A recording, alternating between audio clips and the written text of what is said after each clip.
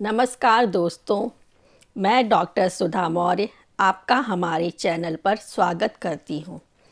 आज हम NTA, net एवं उच्चतर शिक्षा सेवा आयोग के पाठ्यक्रम में सम्मिलित कहानी कानों में कंगना का कहानी पाठ करेंगे। यह कहानी राजा राधिका रमण प्रसाद सिंह द्वारा लिखी गई है।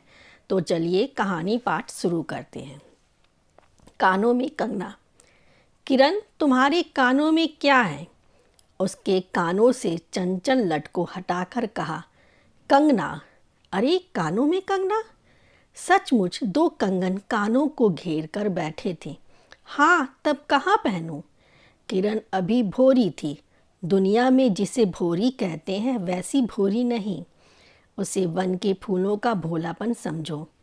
नवीन चमन के फूलों की भंगी नहीं, विविध खाद या रस से जिनकी जीविका है, निरंतर काट छाट से जितना सौंदर्य है, जो 2 घड़ी चंचल चिकने बाल की भूसा है, 2 घड़ी तुम्हारे फूलदान की शोभा, बन के फूल के ऐसे नहीं, प्रकृति के हाथों से लगे हैं, मेघों की धारा से बढ़े हैं, चतुल दृष्टि उन्हें पाती नहीं, जगत वायु इन्हें छूती नहीं।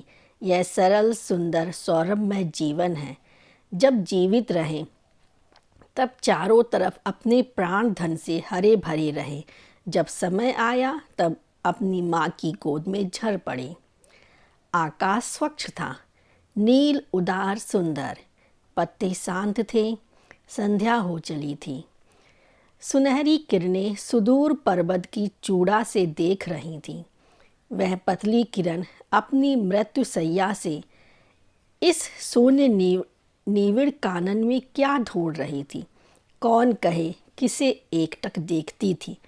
कौन जाने अपनी लीला भूमि को स्नेह करना चाहती थी या हमारे बाद वहाँ क्या हो रहा है इसे जोहती थी? मैं क्या बता सकूं? जो हो उसकी उस भंगी में आकांक्षा अवश्य थी। मैं तो खड़ा खड़ा उन बड़ी आँखों की किरण लूटता था। आकाश में तारों को देखा या उन जगमग आँखों को देखा, बात एक ही थी। हम दूर से तारों के सुंदर सोने झिकमिक को बार बार देखते हैं, लेकिन वह स्पंद निश्चेष्ट ज्योति सचमुच भावहीन है, या आप ही आप अपनी अंतर्लहरी से मस्त है, इसे जानना आसान नहीं। हमारी ऐसी आँखें कहाँ कि उनके सहारे उस निगूढ़ अंतर में डूबकर थाह लें। मैं रसाल की डोली थामकर पास ही खड़ा था। वह बालों को हटाकर कंगन दिखाने की भंगी प्राणों में रह रहकर उठती थी। जब माखन चुराने वाले ने गोपियों के सर के मटकों को तोड़कर उनके भीतर किलों को तोड़ डाला, या नूर जहाँ ने अंचल से कबूतर को उड़ाकर शहंशाह के कठोर हृदय की धज्जियाँ उड़ा दी थी, फिर नदी के किनारे वसंत बल्लभ रसाल पल्लवों की छाया में बैठी किसी अपरूप बालिका की यह सरल स्निग्ध भंगिमा एक मानव अंतर पर क्यों न दौड़े? किरण इन आँखों के सामने प्रतिदिन आती ही जाती थी। कभी आम के टिकोरे से आंचल भर लाती, कभी मौलसरी के फूलों की माला बना लेती, लेकिन कभी भी ऐसी बाल सुलभ लीला आँखों से होकर हृदय तक नहीं उतरी। आज क्या था? कौन शुभ या अशुभ क्षण था कि अचानक वह बनेली लता मदार माला से भी कहीं मनोरम दिख पड़ी? कौन जानता था कि चाल से कुचाल जाने में, हाथों से कंगन भूल कर कानों में पहनने में इतनी माधुरी है, 2 टके के कंगने में इतनी शक्ति है? गोपियों को कभी स्वप्न में भी नहीं झलका था कि बांस की बांसुरी में घूंघट खोलकर नचा देने वाली शक्ति भरी है। मैंने चटपट उसके कानों से कंगन उतार लिया, फिर धीरे धीरे उसकी उंगलियों पर चढ़ाने लगा। ना जाने उस घड़ी कैसी खलबली थी, मुझसे अचानक निकल आया, किरण, आज की यह घटना मुझे मरते दम तक ना भूलेगी। यह भीतर तक बैठ गई। उसकी बड़ी बड़ी आंखें और भी बड़ी हो गईं। मुझे चोट सी लगी। मैं तत्क्षण योगेश्वर की कुटी की तरफ चल दिया। प्राण भी उसी समय नहीं चल दिए, यही विस्मय था। एक दिन था, इसी दुनिया में दुनिया से दूर रहकर लोग दूसरी दुनिया का सुख उठाते थे। हरिचंदन के पल्लवों की छाया भूलोक पर कहाँ मिले, लेकिन किसी समय हमारे यहाँ भी ऐसे वन थे जिनके वृक्षों के साए में घड़ी निवारने के लिए स्वर्ग से देवता भी उतर आते थे। जिस पंचवटी का अनंत यौवन देखकर राम की आंखें भी खिल उठी थीं, वहाँ के निवासियों ने कभी अमरतरु के फूलों की माला नहीं चाही, मंदाकिनी के छींटों की शीतलता नहीं ढूंढी। नंदोपवन का सानी कहीं वन भी था। कल्प वृक्ष की छाया में शांति अवश्य है, लेकिन कदम्ब की छैयाँ कहाँ मिल सकती हैं। हमारी तुम्हारी आँखों ने कभी नंदोत्सव की लीला नहीं देखी, लेकिन इसी भूतल पर एक दिन ऐसा उत्सव हो चुका है जिसको देख देख कर प्रकृति तथा रजनी 6 महीने तक ठगी रही। सत सत देवांगनाओं ने परिजात के फूलों की वर्षा से नंदन कानन को उजाड़ डाला। समय ने सब कुछ पलट दिया। अब ऐसे वन नहीं जहाँ कृष्ण गोलोक से उतरकर 2 घड़ी वंशी की टेर दें। ऐसे कुटीर नहीं जिनके दर्शन से रामचंद्र का भी अंतर प्रसन्न हो, या ऐसे मुनीश्वर नहीं जो धर्म धुरंधर धर्मराज को भी धर्म में शिक्षा दें। यदि 1-2 भूले भटके हों भी, तब अभी तक उन पर दुनिया का पर्दा नहीं उठा। जगन माया की माया नहीं लगी, लेकिन वे कब तक बचे रहेंगे। लोक अपने यहाँ अलौकिक बातें कब तक होने देगा। भवसागर की जल तरंगों पर थिर होना कब संभव है। ऋषिकेश के पास एक सुंदर वन है, सुंदर नहीं अरूप सुंदर है। वह प्रमोद वन के विलास निकुंजों जैसा सुंदर नहीं, वरन चित्रकूट या पंचवटी की महिमा से मंडित है। वहाँ चिकनी चांदनी में बैठकर कनक घुंघरू की इच्छा नहीं होती, वरंच प्राणों में एक ऐसी आवेश धारा उठती है जो कभी अनंत साधना के कूल पर पहुँचती है, कभी जीव जगत के एक एक तत्व से दौड़ मिलाती है। गंगा की अनंत गरिमा, वन की नीड़ो योग निद्रा वहीं देख पड़ेगी। कौन कहे वहाँ जाकर यह चंचल चित्त क्या चाहता है, गंभीर अलौकिक आनंद या शांत सुंदर मरण। इसी वन में एक कुटी बनाकर योगेश्वर रहते थे। योगेश्वर योगेश्वर ही थे। यद्यपि वह भूतल ही पर रहते थे, तथापि उन्हें इस लोक का जीव कहना यथार्थ नहीं था। उनकी चित्तवृत्ति सरस्वती के श्री चरणों में थी या ब्रह्मलोक की अनंत शांति में लिपटी थी, और वह बालिका स्वर्ग से एक रश्मि उतरकर उस घने जंगल में उजाला करती फिरती थी। वह अलौकिक मायाबद्ध जीवन नहीं था, इसे बंधन रहित बाधाहीन नाचती किरणों की लेखा कहिए। मानो निर्मुक्त चंचल मलय वायु फूल फूल पर डाली डाली पर डोलती फिरती हो, या कोई मूर्तिमान अमर संगीत बेरोक टोक हवा पर या जल की तरंग भंग पर नाच रहा हो। मैं ही वहाँ इन लोक का प्रतिनिधि था। मैं ही उन्हें उनकी अलौकिक स्थिति से इस जटिल मृत्य राज में खींच लाता था। कुछ साल से मैं योगेश्वर के यहाँ आता जाता था। पिता की आज्ञा थी कि उनके यहाँ जाकर अपने धर्म के सब ग्रंथ पढ़ डालूं। योगेश्वर और बाबा लड़कपन के साथी थे, इसलिए उनकी मुझ पर इतनी दया थी। किरण उनकी लड़की थी। उस कुटीर में एक वही दीपक थी। जिस दिन की घटना मैं लिख आया हूँ, उसी दिन सवेरे मेरे अध्ययन की पूर्णाहुति थी, और बाबा के कहने पर एक जोड़ा पीताम्बर, 5 स्वर्ण मुद्राएं तथा किरण के लिए 2 कनक कंगन आचार्य के निकट ले गया था। योगेश्वर ने सब लौटा दिए, केवल कंगन को किरण उठा ले गई। वह क्या समझकर चुप रह गए। समय का अद्भुत चक्र है। जिस दिन मैंने धर्म ग्रंथ से मुंह मोड़ा, उसी दिन कामदेव ने वहाँ जाकर उनकी किताब का पहला सफ़ा उल्टा। दूसरे दिन मैं योगेश्वर से मिलने गया। वह किरण को पास बिठाकर ना जाने क्या पढ़ा रहे थे। उनकी आंखें गंभीर थीं। मुझको देखते ही वह उठ पड़े और मेरे कंधों पर हाथ रखकर गदगद स्वर में बोले, नरेंद्र, अब मैं चला, किरण तुम्हारे हवाले है। यह कहकर किसी की सुकोमल उंगलियां मेरे हाथों में रख दी। लोचनों के कोने पर 2 बूंदें निकलकर झांक पड़ी। मैं सहम उठा। क्या उन पर सब बातें विदित थीं? क्या उनकी तीव्र दृष्टि मेरी अंतर्लहरी तक डूब चुकी थी? वह ठहरे नहीं, चल दिए। मैं कांपता रह गया। किरण देखती रह गई। सन्नाटा छा गया। वन वायु भी चुप हो चली। हम दोनों भी चुप चल पड़े। किरण मेरे कंधे पर थी। हठात अंतर से कोई अकड़ कर कह उठा, हाय नरेंद्र, यह क्या? तुम इस वन फूल को किस चमन में ले चले? इस बंधन विहीन स्वर्गीय जीवन को किस लोक जाल में बांधने चले? कंकड़ी जल में जाकर कोई स्थायी विवर नहीं फोड़ सकती। क्षण भर जल का समतल भरे ही उलट पुलट हो, लेकिन इधर उधर से जल तरंग दौड़कर उस छिद्र का नामो निशान भी नहीं रहने देती।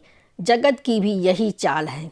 यदि स्वर्ग से देवेंद्र भी आकर इस लोक चलाचल में खड़े हों, फिर संसार देखते ही देखते उन्हें अपना बना लेगा। इस काली कोठरी में आकर इसकी कालिमा से बचे रहें, ऐसी शक्ति अब आकाश कुसुम ही समझो। 2 दिन राम हाय जानकी कहकर वन वन डोलते फिरे। 2 क्षण में यही विश्वामित्र को भी स्वर्ग से घसीट लाया। किरण की भी यही अवस्था हुई। कहाँ प्रकृति की निर्मुक्त गोद, कहाँ जगत का जटिल बंधन पास। कहाँ से कहाँ आ पड़ी वह अलौकिक भोलापन, वह निसर्ग उच्छ्वास हाथों हाथ लुट गए। उस बनफूल की विमल कांति लौकिक चमन की मायावी मनोहारिता में परिणित हुई। अब आंखें उठाकर आकाश से नीरव बातचीत करने का अवसर कहाँ से मिले? मलय वायु से मिलकर मलयाचल के फूलों की पूछताछ क्यों कर हो? जब किशोरी नए साँचे में ढलकर उतरी, उसे पहचानना भी कठिन था। वह अब लाल चोली, हरी साड़ी पहनकर सर पर सिंदूर रेखा सजाती और हाथों के कंगन, कानों की बाली, गले की कंठी तथा कमर की करधनी दिन दिन उसके चित्त को नचाए मारती थी। जब कभी वह सर धरकर चांदनी में कोठे पर उठती और वसंत वायु उसके आंचल से मोतिया की लपट लाकर मेरे बरामदे में भर देता, फिर किसी मतवाली माधुरी या तीव्र मदिरा के नशे से मेरा मस्तिष्क घूम जाता और मैं चटपट अपना प्रेम चित्कार फूलदार रंगीन चिट्ठी में भरकर जूही के हाथ ऊपर भिजवाता या बाजार से दौड़कर कटकी गहने व बिलायती चूड़ी खरीद लाता। लेकिन जो हो, अब भी कभी कभी उसके प्रफुल्ल वदन पर उस आलोक की छटा पूर्व जन्म की सुख स्मृति व चली आती थी और आंखें उसी जीवंत सुंदर झिकमिक का नाच दिखाती थीं। जब अंतर प्रसन्न था, फिर बाहरी चेष्टा पर प्रतिबिंब क्यों ना पड़े। यूं ही 1-2 साल मुरादाबाद में कट गए। एक दिन मोहन के यहाँ नाच देखने गया। वहीं किन्नरी से आंखें मिली क्या लीन हो गईं। नवीन यौवन, कोकिल कंठा, चतुर चंचल चेष्टा तथा मायावी चमक। अब चित्त को चलाने के लिए और क्या चाहिए। किन्नरी सचमुच किन्नरी ही थी, नाचने वाली नहीं, नचाने वाली थी। पहली बार देखकर उसे इस लोक की सुंदरी समझना दुस्तर था। एक लपट जो लगती किसी नशा सी चढ़ जाती। यारों ने मुझे और भी चढ़ा दिया। आंखें मिलती मिलती मिल गईं, हृदय को भी साथ साथ घसीट ले गईं। फिर क्या था, इतने दिनों को धर्म शिक्षा, सत्वत्सर की पूज्य लक्ष्मी, बाप दादाओं की कुल प्रतिष्ठा, पत्नी से पवित्र प्रेम एक एक करके उस प्रदीप्त वासना कुंड में भस्म होने लगे। अग्नि और भी बढ़ती गई। किन्नरी की चिकनी दृष्टि, चिकनी बातें घी बरसाती रहीं। घर बार सब जल उठा। मैं भी निरंतर जलने लगा, लेकिन ज्यों जो जलता गया, जलने की इच्छा जलाती रही। 5 महीने कट गए, नशा उतरा नहीं। बनारसी साड़ी, पारसी जैकेट, मोती का हार, कटकी कर्णफूल, सब कुछ लाकर उस मायाकारी के अलक्त रंजित चरणों पर रखे। किरण हेमंत की मालती बनी थी, जिस पर एक फूल नहीं, एक पल्लव नहीं। घर की वधू क्या करती? जो अनंत सूत्र से बंधा था, जो अनंत जीवन का संगी था, वही हाथों हाथ पराये के हाथ बिक गया। फिर ये तो 2 दिन के चकमकी खिलौने थे, इन्हें शरीर बदलते क्या देर लगे। दिन भर बहानों की माला गूंथ गूंथ कर किरण के गले में, और शाम को मोती की माला उस नाचने वाली के गले में सशंक निर्लज डाल देना, यही मेरा जीवन निर्वाह था। एक दिन सारी बातें खुल गईं। किरण पछाड़ खाकर भूमि पर जा पड़ी। उसकी आंखों में आंसू ना थे, मेरी आंखों में दया ना थी। बरसात की रात थी, रिमझिम बरसों की झड़ी थी। चांदनी मेघों से आंख मुंदोवल खेल रही थी। बिजली काले कपाट से बार बार झांकती थी, किसे चंचला देखती थी, तथा बादल किस मरोड़ से रह रहकर चिल्लाते थे। इन्हें सोचने का मुझे अवसर नहीं था। मैं तो किन्नरी के दरवाजे से हताश लौटा था। आँखों के ऊपर ना चांदनी थी, ना बदली थी। तिसंगु ने स्वर्ग को जाते जाते बीच में ही टंग कर किसी दुख को उठाया, और मैं तो अपने स्वर्ग के दरवाजे पर सर रखकर निराश लौटा था। मेरी वेदना क्यों ना बढ़ी हो। हाय, मेरी उंगलियों में एक अंगूठी भी रहती तो उसे नजर कर उसके चरणों पर लौटता। घर पर आते ही जूही को पुकार उठा, जूही, किरण के पास कुछ भी बचा हो तब फौरन जाकर मांग लाओ। ऊपर से कोई आवाज़ नहीं आई, केवल सर के ऊपर से एक काला बादल कालांत चीत्कार के चिल्ला उठा। मेरा मस्तिष्क घूम उठा।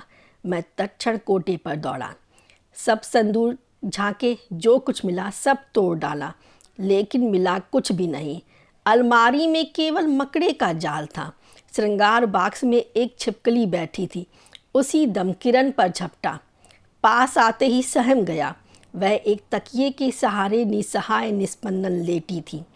केवल चांद ने खिड़की से होकर उसे गोद में ले रखा था, और वायु उस शरीर पर जल से भिगोया पंखा झल रही थी। मुख पर एक अरूप छटा थी। कौन कहे कहीं जीवन की शेष रश्मि क्षण भर वहीं अटकी हो।